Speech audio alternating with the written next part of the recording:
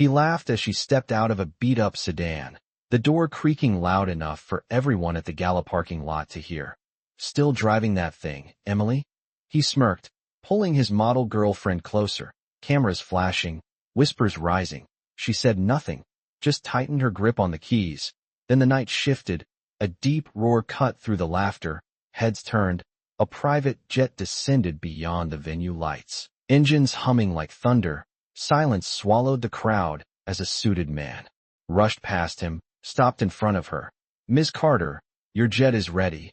His smile froze, because he still had no idea who she had become. "Some people never leave the bottom," Jason Miller said, loud enough for the valet, the photographers, and the entire line of guests to hear as Emily Carter stepped out of her 10-year-old sedan, the faded blue paint catching the harsh glow of the valet lights, the door letting out a tired creak that seemed to echo longer than it should, his smirk widening.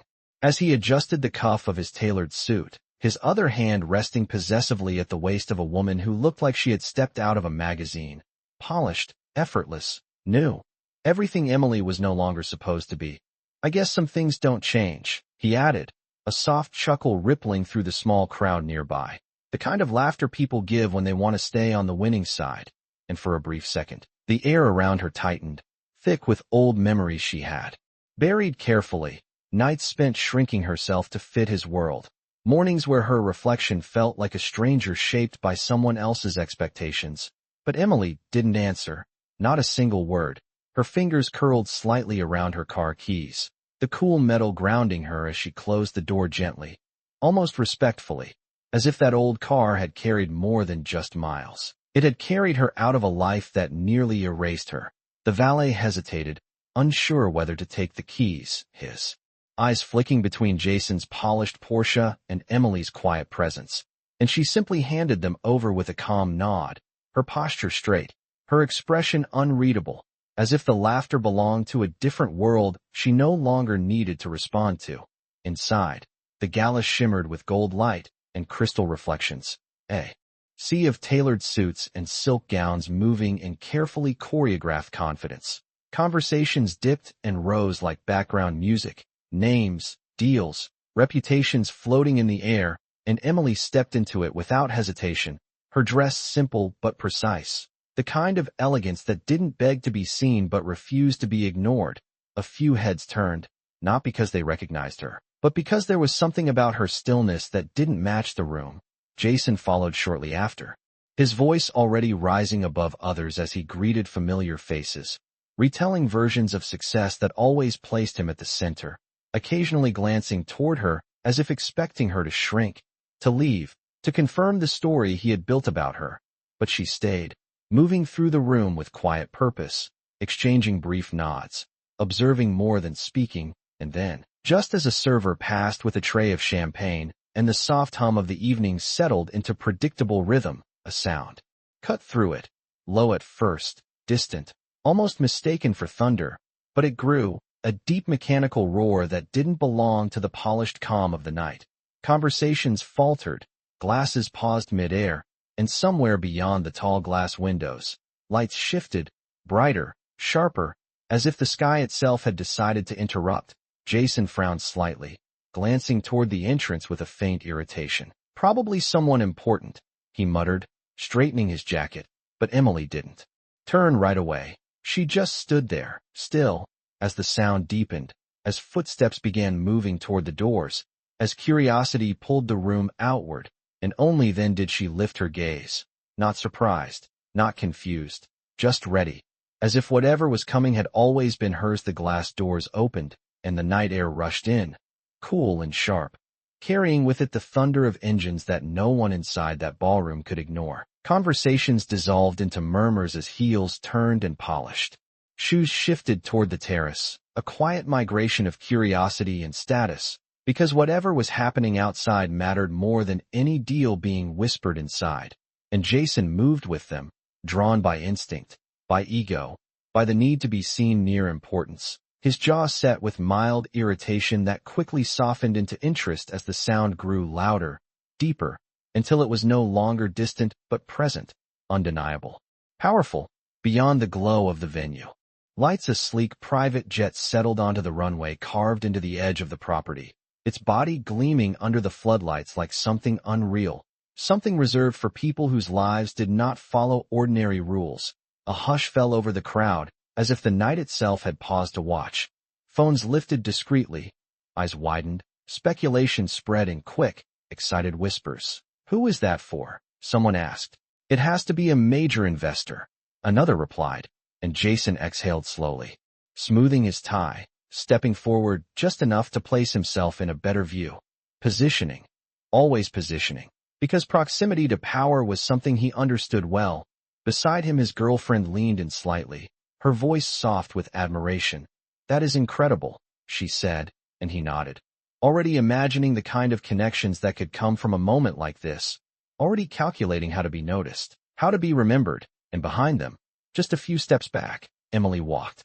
Out onto the terrace without urgency, without curiosity, as if the spectacle unfolding was not a surprise but a scheduled event she had already accounted for. The wind brushed lightly against her hair, carrying the faint scent of jet fuel and polished metal, and for a brief second her eyes closed, not in overwhelm but in recognition, like someone hearing a familiar melody after years of silence. The engines powered down slowly, the roar fading into a low hum, and the aircraft door opened with quiet precision, a set of stairs unfolding smoothly, every movement controlled, deliberate, expensive. A man in a dark suit descended first, his posture straight, his presence commanding without effort, not the kind of man who needed to announce himself because the world had already learned to make space for him.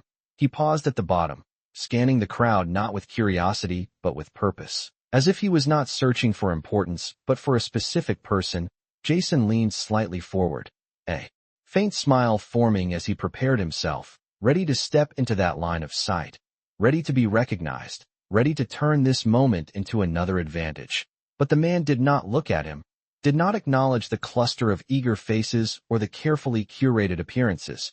Instead, he moved with quiet certainty, walking past one group, then another, ignoring the subtle attempts to engage him, until the space between him and Emily closed naturally, almost inevitably, and for the first time that night, the rhythm of the room shifted completely, because the attention that had been scattered across wealth and spectacle now narrowed into a single point, and Emily stood there, still, composed, her gaze steady as the man stopped in front of her, the distance between them small, but charged with something no one else seemed to understand yet. And Jason's smile lingered for a second too long before it began to fade. Confusion threading through his expression as the moment stretched just enough to feel wrong, just enough to feel unfamiliar. As if the story he believed he was watching had quietly changed without his permission. The man stopped just inches from Emily, the noise of the crowd dissolving into a thick, suspended silence. And when he spoke, his voice was calm, precise, the kind that did not need volume to command attention. "Miss Carter," he said, inclining his head slightly with a respect that felt deliberate, unmistakable. "Your jet is ready." And for a moment no one reacted, as if the sentence itself needed time to settle into reality, as if the meaning had to travel through layers of disbelief before it could land. Jason blinked, once, then again, the faint smile on his face cracking into something uncertain, his eyes darting between the man, the aircraft behind him, and Emily, searching for the joke, the explanation, the angle that would restore the balance he understood. But Emily did not rush to respond. She did not smile or soften or perform surprise. She simply met the man's gaze with quiet acknowledgement, as if this moment was neither unexpected nor extraordinary, just the continuation of something already in motion. A small breath left her lips before she spoke. "Give me a minute," she said, her voice steady, controlled, and the man nodded immediately, stepping back with the ease of someone accustomed to waiting for her decision, not the other way around.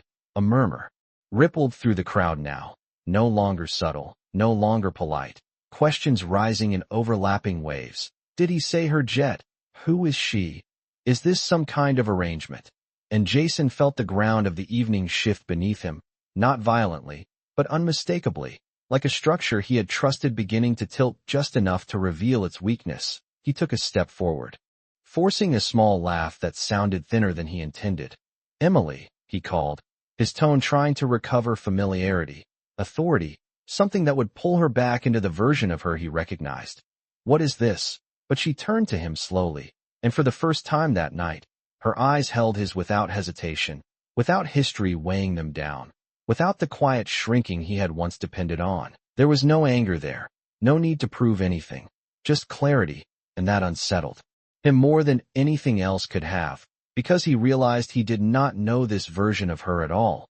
"It is exactly what it looks like," she said, and the simplicity of it stripped away every excuse he was reaching for. Behind her the jet waited, engines idling softly now, not impatient, just present, a symbol of something larger than wealth, something built, something earned. The woman at his side shifted uncomfortably, her earlier confidence dimming as she glanced between them, sensing the shift in power without understanding its origin. Jason opened his mouth as if to speak again, to reclaim ground, to question, to dismiss. But no words came that did not feel smaller than the moment unfolding in front of him, and Emily did not wait for them. She turned back toward the man in the suit, her posture effortless, composed. "We are not leaving yet," she said, her tone unchanged. "There is business to finish." And the man inclined his head again, a faint acknowledgement of authority, passing between them that no one else in that crowd could replicate, because it was not based on appearance or assumption. It was built on truth, and as the realization crept slowly through Jason's expression, as the pieces refused to fit the narrative he had constructed, the only thing left was silence, the kind that does not demand attention but takes it anyway, and Emily stood in the center of it. No longer the woman who arrived in a worn-out car, but the one the sky itself had paused to receive, and he finally understood, far too late, that he had not been laughing at her. He had been laughing at something he was never meant to comprehend. The silence did not break. It deepened, stretching across the terrace like a held breath no one dared to release, and Jason felt it pressing against him, heavier with every passing second, because for the first time in years he was not controlling the narrative, not shaping the room, not standing at the center of admiration, but at the edge of something he did not understand. "Emily," he tried again, softer now, almost cautious, as if lowering his voice could restore some version of authority. "Since when do you?" But the sentence faded before it could find a place to land, because even he could hear how small it sounded against everything unfolding, and she did not answer him immediately, not out of hesitation, but because she no longer needed to fill his questions with explanations. Her attention shifted briefly across the crowd, taking in the faces that once looked past her, the same people who had measured her worth by proximity to him, now watching her with a different kind of curiosity, one edged with uncertainty, recalculating, reassessing. And then her gaze returned to Jason, not with resentment, not with triumph, just with a quiet finality that made the moment feel complete. "Since I stopped asking for permission to be more," she said, and the words were not sharp, not loud, but they landed with a weight that could not be dismissed, because they carried no need for his validation. Behind her the man in the suit remained still, patient, the kind of patience that comes from certainty, not waiting for an answer but allowing space for her to choose when the moment was finished, and the jet beyond them stood as a silent extension of that certainty, not a display, not a performance, but a fact, something that existed whether anyone believed it or not. Jason's girlfriend shifted again, her hand slipping slightly from his arm, the subtle movement of someone instinctively stepping away from a situation she could no longer navigate, her earlier confidence replaced by a polite distance. And Jason noticed, of course he noticed, because he had always noticed shifts in power, but this one was different. This one did not offer him a way back in. He glanced toward the aircraft, toward the man, toward Emily, trying to assemble a version of reality where he still held some advantage. "You are working for them now," he said finally, grasping for a conclusion that would shrink the moment into something manageable, something that fit the hierarchy he understood, and for the first time, a faint smile touched Emily's lips, not mocking, not indulgent, just knowing. "No," she replied simply. "They work with me." And the distinction hung in the air, subtle but absolute, and Jason felt it, the shift from assumption to truth, from control to irrelevance. It did not explode. It settled, quietly, firmly, leaving no room to argue, no space to reinterpret. Just a reality he had not been invited into. Emily took a small step back then, not retreating but closing the conversation. With a grace that felt intentional, her eyes no longer lingering on him because there was nothing left there that required her attention. "Take care of yourself, Jason," she said, not as a farewell filled with emotion, but as a statement of distance, of closure.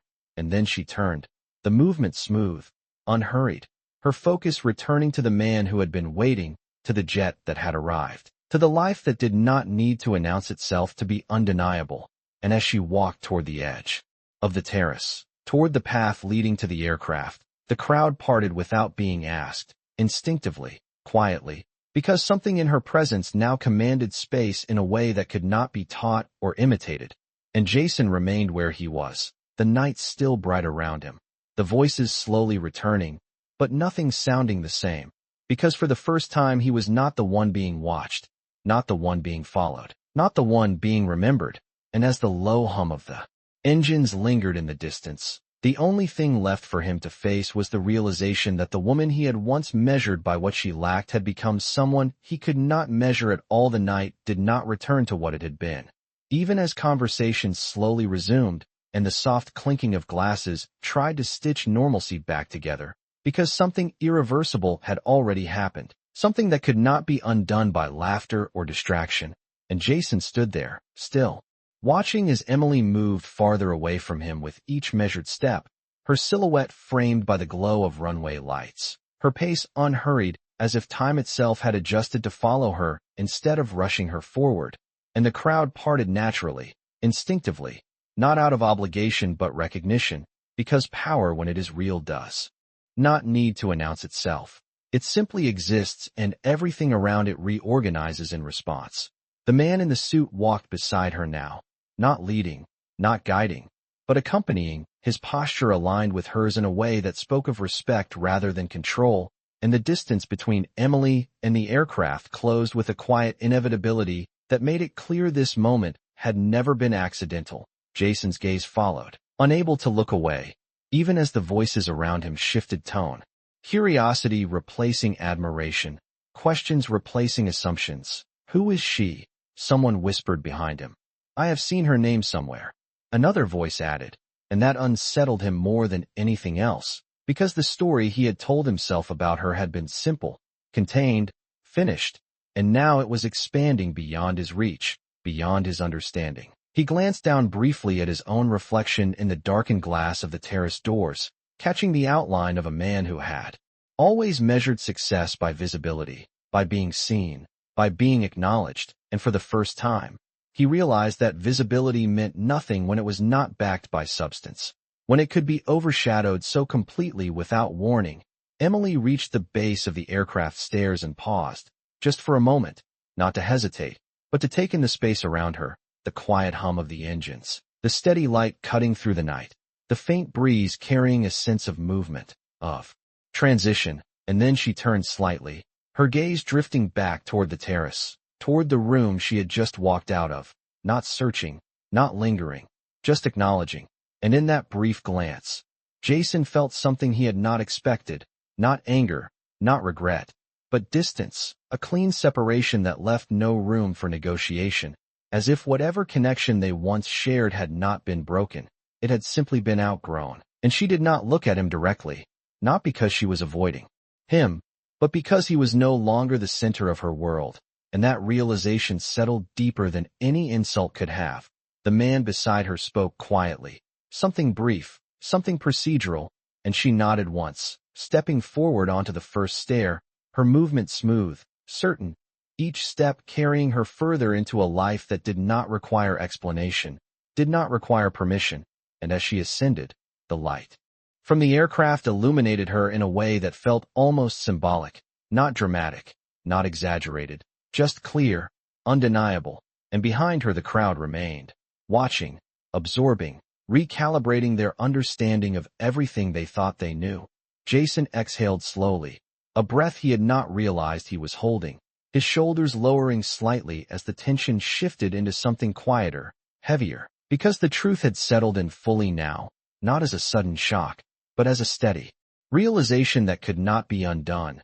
He had laughed at her when she arrived, had reduced her to a version that fit comfortably within his expectations, and now he stood in the aftermath of that mistake, watching the only person in that entire space who no longer needed anything from him walk away without looking back.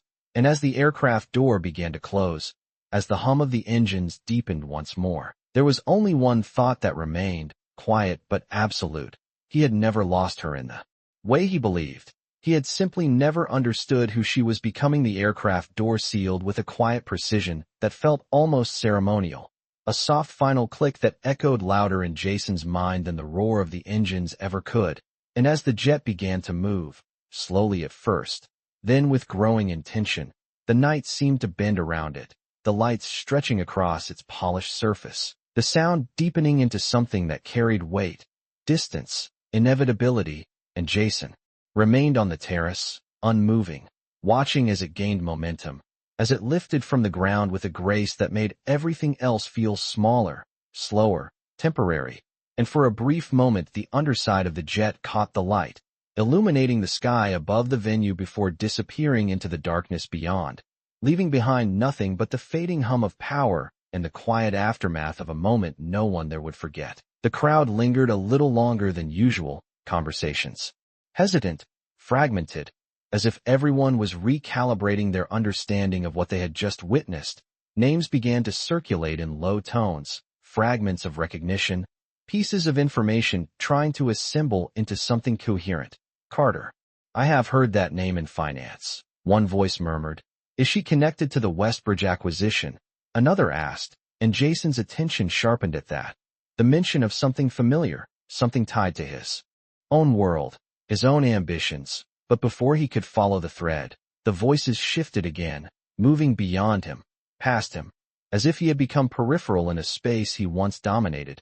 He turned slightly, scanning the faces around him, searching for someone who would restore his position, who would look to him for explanation, for control, but no one did, because for the first time, he did not have the answers, and that absence created a silence inside him that was far more unsettling than anything spoken aloud. His girlfriend cleared her throat softly beside him, her tone polite but distant.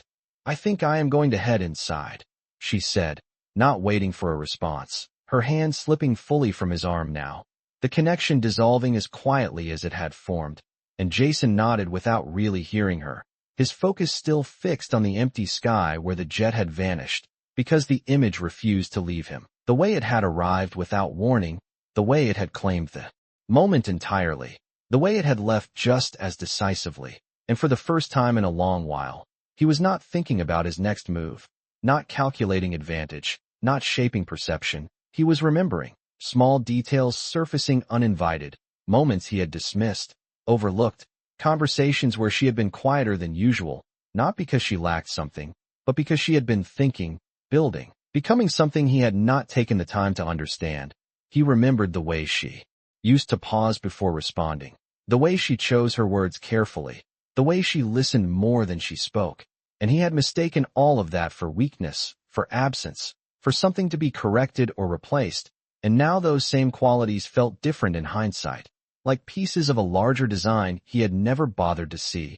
The terrace began to empty slowly, the night returning to its polished rhythm. But Jason did not move right away. He stood there until the last trace of the engine's hum had faded completely, until the sky looked like any other night, until there was no visible sign that anything extraordinary had happened, and yet everything felt altered, because the truth had settled fully now, not dramatic, not explosive, just clear. He had not been standing above her when he laughed earlier. He had been standing outside a world he did not even know existed.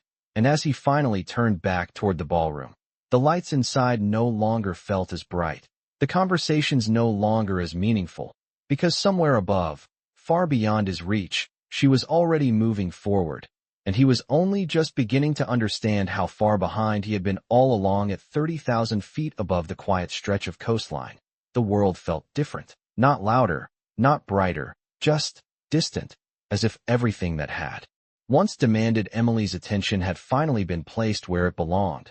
Far below her, the cabin lights were soft, warm against the polished interior, the low hum of the engines steady and reassuring. not overwhelming, just constant. Like a rhythm she had learned to trust. She sat by the window, her posture relaxed, her gaze drifting across the endless dark sky where scattered lights traced the outline of cities she no longer needed to return to. And for a moment, she said nothing, did nothing, simply breathed in the stillness she had fought so quietly to earn. Across from her, the man who had greeted her earlier reviewed a tablet filled with figures, projections, decisions that would shape outcomes for companies, for people, for markets that never slept. But even in the presence of that scale, he did not interrupt her silence. He waited, because he understood that her stillness was not absence. It was clarity, and after a few moments she finally spoke, her voice calm, grounded. "Send the revised terms in the morning," she said, her tone measured. "We are not rushing this acquisition." The man nodded immediately, making a note without question, because her decisions did not come from impulse. They came from something built, something tested over time, something that did not need to prove itself anymore. And as he returned to his work, Emily's gaze softened slightly, not with doubt, but with reflection, the memory of the terrace still present, not as a wound, not as something that lingered painfully, but as a completed chapter, a moment that confirmed what she had already known, that she had outgrown every version of herself that once needed to be seen through someone else's approval. She remembered the early days after the divorce, the silence of a small apartment that felt too large for one person, the absence of noise that had once filled her life with direction. Even if that direction had not been her own, she remembered standing in front of a mirror, not recognizing the woman looking back, not because she had changed overnight, but because she had spent so long becoming someone else that she had to learn herself again from the beginning, one decision at a time, one step at a time. She had taken work that did not impress anyone, had sat in rooms where no one knew her name, had listened more than she spoke, had studied patterns, strategies, people, and slowly, without announcement, without validation, she had built something that no one could take from her, not because it was protected, but because it was earned. The cabin shifted slightly as the jet adjusted course, a smooth movement that barely registered, and Emily leaned back into her seat, her fingers resting lightly against the armrest, her breathing steady, her mind clear. She was not thinking about Jason anymore, not replaying his words, not questioning his laughter, because it had already lost its meaning. It belonged to a version of her that no longer existed. And somewhere below, in a brightly lit ballroom that had already moved on to the next conversation, he was likely trying to understand a moment that had already passed him by. But up here, none of that mattered, because she was not defined by what had happened to her, or by who had underestimated her. She was defined by what she had chosen to become after all of it. And as the jet continued forward, cutting through the night with quiet certainty, there was only one thing left that mattered. Not where she had come from, not who had doubted her, but where she was going next. And for the first time in a long time, the answer did not feel like something she needed to search for. It felt like something she was already stepping into. The jet cut through the night with quiet precision, leaving behind the last traces of a world that had once tried to define her. And as the city lights below thinned into scattered constellations, Emily leaned slightly forward, her gaze no longer drifting but focused, grounded in the present, because rest had never meant stopping. It had only meant choosing when to move. The tablet in front of her lit up softly as new data streamed in, projections shifting, numbers aligning, opportunities revealing themselves in patterns most people would never notice. And she studied them not with urgency, but with familiarity, the kind that comes from years of rebuilding not just a career, but a mindset, a way of seeing beyond what is obvious. Across from her the man spoke again, careful, respectful.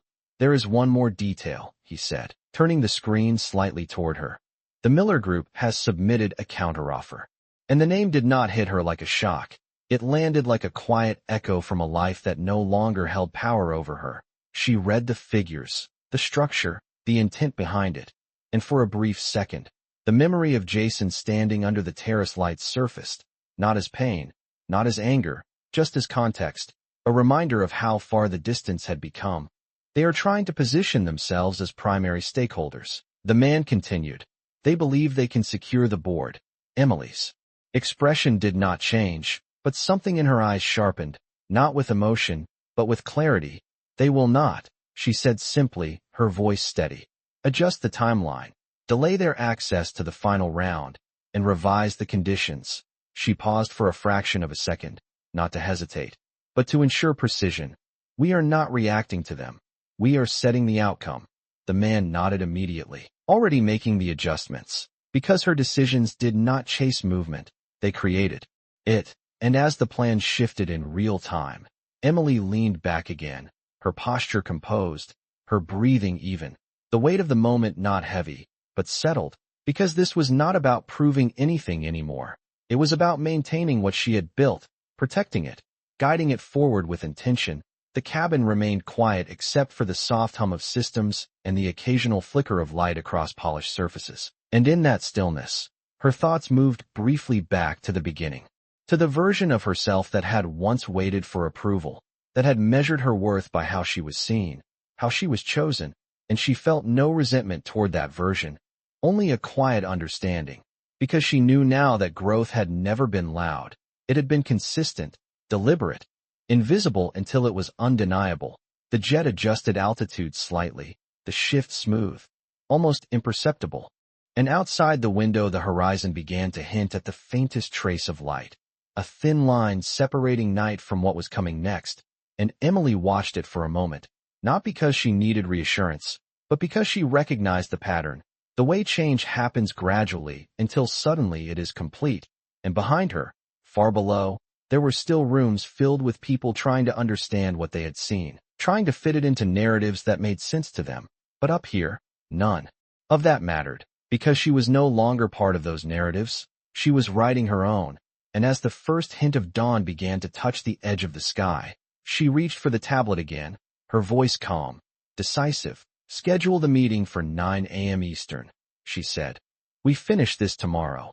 And there was no doubt in her tone, no hesitation, because the future she was stepping into was not uncertain. It was already in motion, shaped by choices she had made long before anyone else realized what she was becoming. The first light of morning stretched across the horizon in a thin, deliberate line, turning the darkness below into something softer, something less absolute, and inside the cabin, that shift was reflected in the quiet focus that replaced the stillness of the night. Emily sat upright now, the glow of the tablet illuminating her features with a calm precision, her eyes scanning through layers of information that moved faster than most people could follow.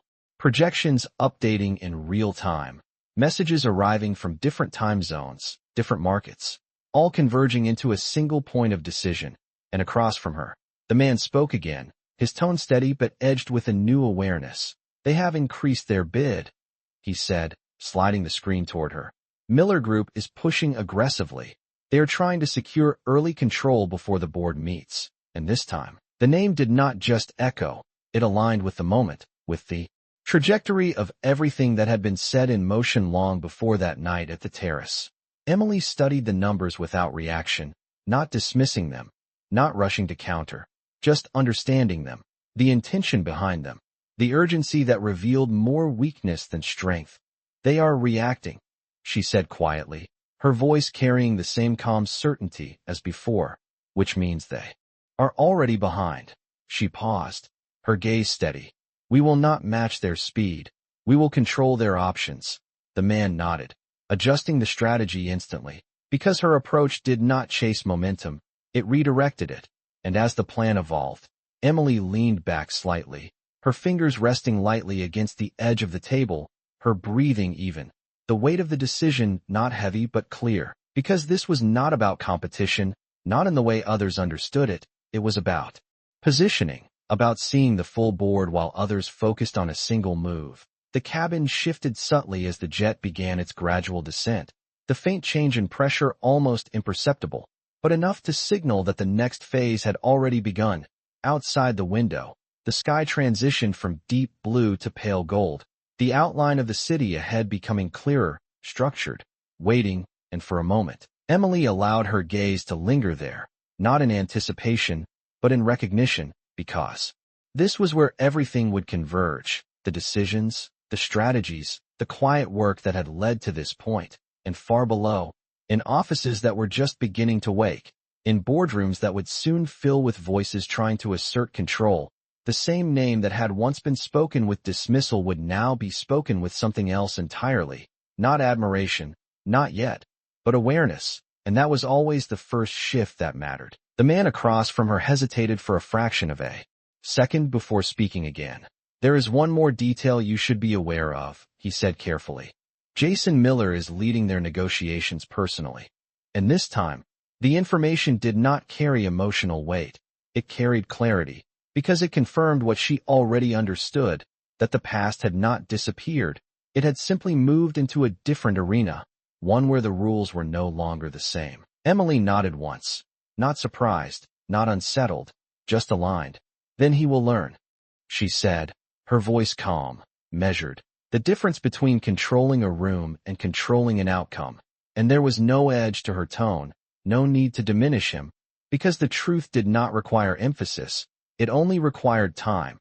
The jet descended lower now, the city rising to meet them, buildings catching the early light, streets beginning to fill with motion, and inside the cabin, everything was already in place, the strategy set, the direction clear, and as the wheels prepared to meet the runway, there was only one thing left that mattered, not the memory of what had been, not the echo of laughter that no longer held meaning, but the moment ahead, where everything would be decided not by perception, but by reality.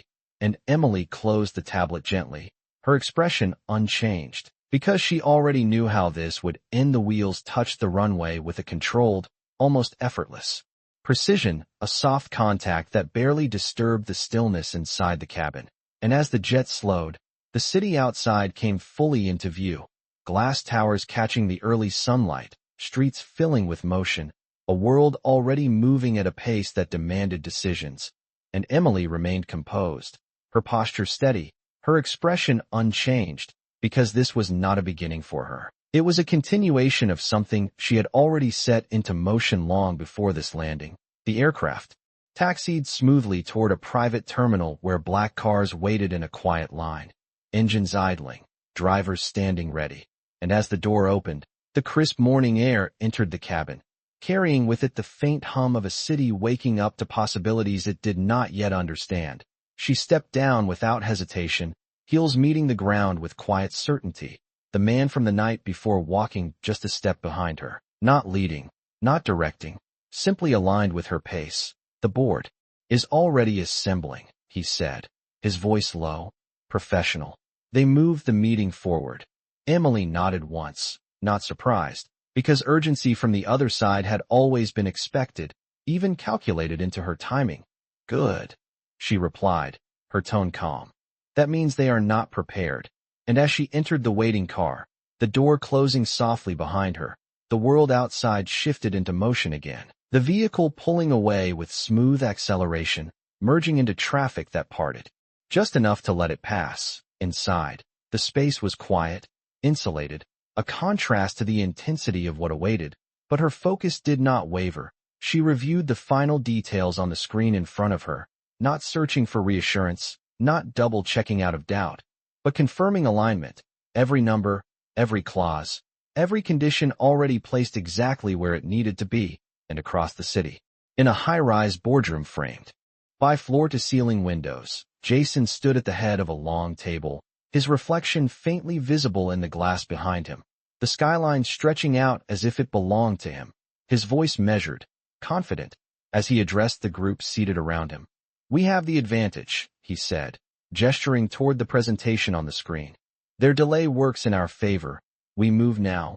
We secure control before they can respond." Heads nodded, murmurs of agreement passing between board members who trusted momentum more than strategy, who believed speed could replace foresight, and Jason allowed himself a small, controlled smile, because this was the environment he understood, the room where presence translated into influence, where confidence shaped perception, and for a moment, it felt familiar again, stable, predictable, until the doors at the far end of the room opened, not abruptly, not dramatically, just enough to shift the attention of everyone present, a quiet interruption that carried more weight than any announcement could have.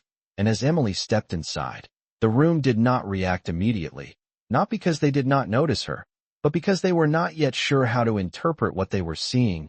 Her presence did not demand attention, it redirected it, pulling focus without effort, and Jason's voice faltered for the briefest second, a pause so small most would not register it. But to him it felt longer, because the narrative he had just built began to unravel. In real time, she walked forward with the same measured pace, the same calm composure, her gaze steady, not scanning the room for approval, not acknowledging the subtle shifts in posture.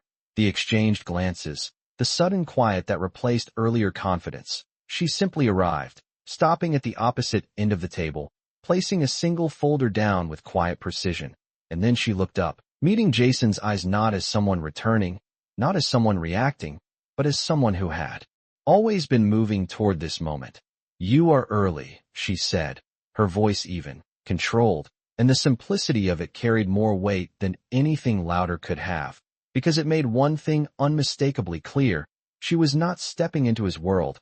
He had just realized he was standing in hers. The room did not erupt. It recalibrated, the kind of shift that happens when power quietly changes hands without needing permission.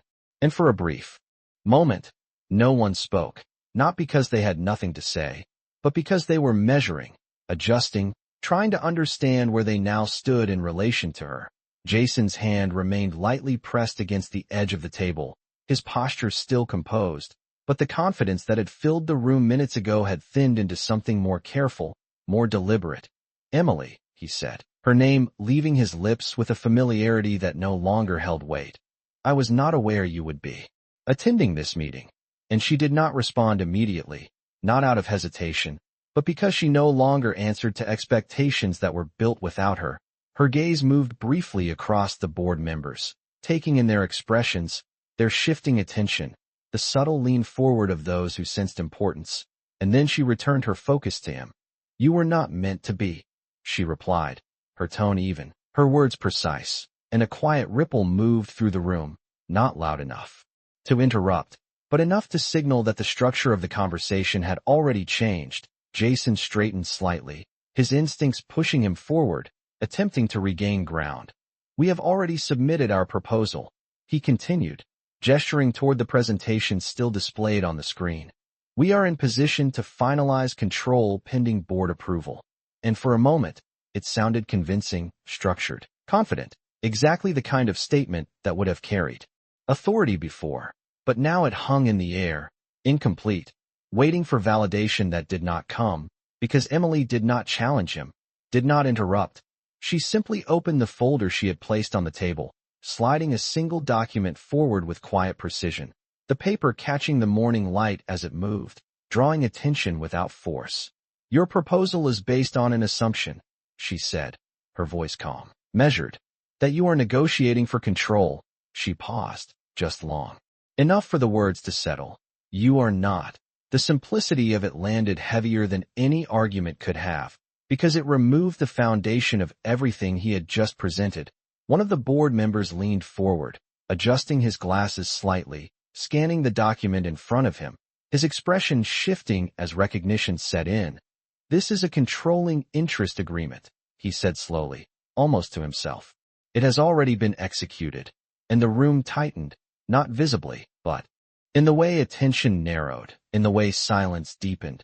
Jason's gaze moved quickly across the table, searching for confirmation, for contradiction, for anything that would restore the balance. "That is not possible," he said, the words measured but edged now. "We would have been notified." And Emily met his gaze steadily, not with challenge, not with satisfaction, just with clarity. "You were notified," she said, her tone unchanged. "You just did not recognize it." And for a moment, the meaning did not land, not fully, until the details began to align. The delayed access, the revised conditions, the structure that had seemed like hesitation but was in fact control. And Jason felt the realization settle, not as a sudden shock, but as a steady unraveling of everything he thought he had secured. The board member looked up again, his attention now fully on Emily. "You are the primary investor," he said, not as a question, but as confirmation, and she gave a small, almost imperceptible nod. "I am the controlling party," she corrected gently, and the distinction mattered, because it was not about involvement, it was about ownership, about direction, about outcome. The room shifted again, more noticeably this time. Chairs adjusting, eyes turning, positions being reconsidered in real time, and Jason stood there, still composed, but no longer in control of the narrative, no longer the one defining the outcome. And in that moment, it became unmistakably clear, not through confrontation, not through raised voices, but through quiet, undeniable fact. He had walked into a room believing he was leading, only to realize he had already been outplayed long before he arrived. No one argued, because there was nothing left to argue against. The document lay there in plain view, its language precise, its authority already established, and the silence that followed was not confusion. It was acceptance arriving in real time, the kind that does not need to be announced, because it settles into every corner of the room at once. Jason's gaze remained fixed on the page for a moment longer than necessary, as if time alone might reveal a detail he had missed, a clause he could still leverage. But the more he looked, the clearer it became. This was not a negotiation he had lost in the moment. It was one he had never truly been part of. And across the table, Emily stood. Without shifting her posture, without adjusting her tone, her presence steady, grounded, not elevated by victory, not sharpened by confrontation, simply aligned with the reality she had already built.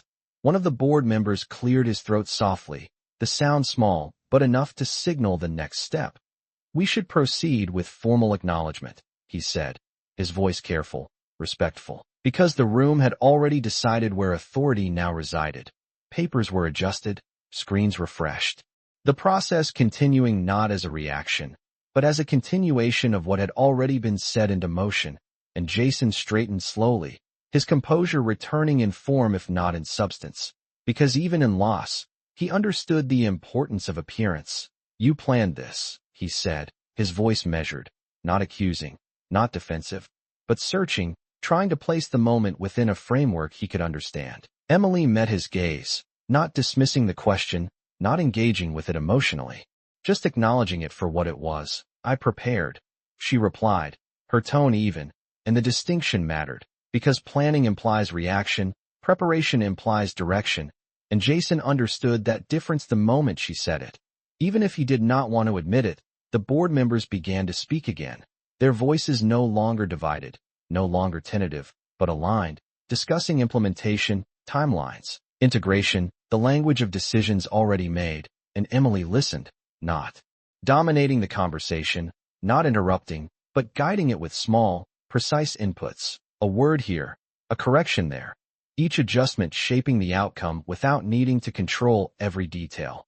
Because control, when real, does not require constant assertion, it is felt in the direction everything moves, and Jason remained standing for a moment longer, the room continuing without him, the conversation no longer revolving around his presence, and that, more than anything else, marked the shift completely. He reached for the back of his chair, but did not sit, his hand resting there briefly before he let it go, because sitting would mean accepting a position he no longer held, and instead, he exhaled quietly, a breath that carried no frustration, no visible defeat, just recognition. "Congratulations," he said finally, the words simple, controlled, and Emily inclined her head slightly in acknowledgement, not as acceptance of praise, but as recognition of closure, because this was not a moment she needed to celebrate. It was a point she had already passed. The meeting continued, voices steady, decisions formalized, and as the structure of the room settled into its new reality, Emily gathered her folder with the same quiet precision she had entered with, her role clear, her position established, and without drawing attention, without waiting for the final word, she stepped back from the table, because she did not need to remain to confirm what was already done. The outcome did not depend on her presence anymore. It had been secured long before she walked in, and as she turned toward the door, the city beyond the glass seemed brighter now. The morning fully arrived, reflecting a world that had shifted in ways most people would never fully understand, and behind her, the room continued. But for her, the moment was already complete, because the power she carried was not tied to any single space, any single meeting. It moved with her, quietly, consistently. And as the door closed behind her with a soft, final click, there was nothing left. Unfinished, nothing left to prove. only the continuation of a path she had chosen long before anyone else realized where it would lead.